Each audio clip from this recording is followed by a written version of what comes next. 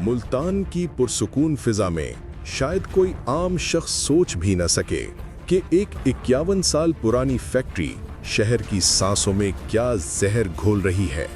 आम नजर आने वाला ये धुआं कितना खतरनाक है, जानकर आपके रोंगटे खड़े हो जाएं। हम सतह के एक इंतहाई बावसूख और तजर्बाकार केमिकल इंजीनियर ने पहली बार पूरी हकीकत खोल कर रख दी। एक हकीकत जिसके मुताबिक मुल्तान के दिल में मौजूद पाक अरब फर्टिलाइजर्स नामी फैक्ट्री हर घंटे, जी हाँ, हर एक घंटे में कितने मैट्रिक टन कार्बन डाइऑक्साइड फिजा में छोड़ रही है।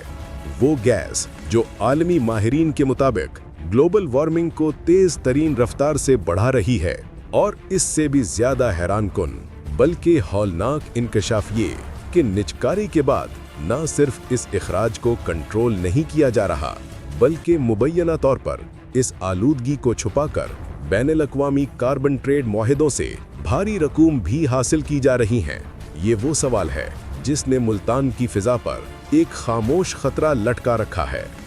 आखिर किस कीमत पर शहर के बासियों की सांसों का सौदा किया जा रहा है? तफसीलात जानिए मियां गफार की तहलका खेज रिपोर्ट में। इंतहाई बावसूख टेक्निकल और तजर्बे के लिहाज से कौमी सतह के एक केमिकल इंजीनियर ने रोजनामा कौम को बताया है कि मुल्तान शहर में वक्त के साथ साथ शहरी हुदूद का हिस्सा बनने वाली 51 साल पुरानी पाक अरब फर्टिलाइजर्स नामी खाद फैक्ट्री टेक्नोलॉजी के लिहाज से इतनी बोसीदा और गैर मेयारी हो चुकी है कि इसे अपने सिस्टम को चलाने के लिए हर घंटे में 25 मैट्रिक टन CO2 यानी कार्बन डाइऑक्साइड फिजा में छोड़नी पड़ रही है, जो कि आलमी कवानीन के तहत ग्रीन हाउस गैसों में आती है और ये शदीद तरीन ग्लोबल वार्मिंग का सबब बन रही है। सूरत हाल ये है कि इस फैक्ट्री का प्लांट छोटा है मगर CO2 की पैदावार ज्यादा है, जिसे मजबूरन फिजा में छोड़ना पड़ रहा है, जबकि आलमी कवानीन के मुताबिक कोई भी सनत CO2 यानी कार्बन डाइऑक्साइड,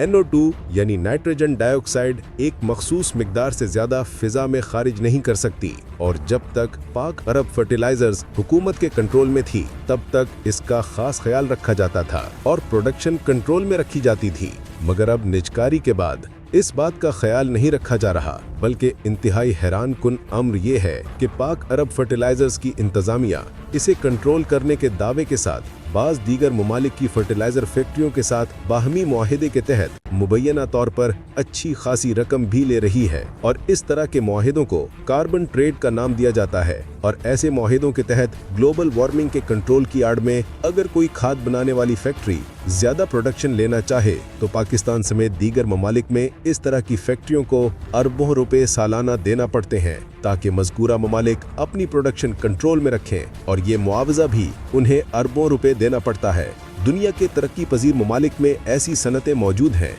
जो इस मद में भारी रकूम तरक्की याफ्ता ममालिक की सनतों से वसूल कर रही हैं, क्योंकि इन ममालिक में माहौलियात के बहुत सख्त कवानीन मौजूद हैं, मगर इस तरह के कवानीन पाकिस्तान में सिर्फ किताबों की हद तक तो मौजूद हैं जिनको बआसानी मैनेज कर लिया जाता है।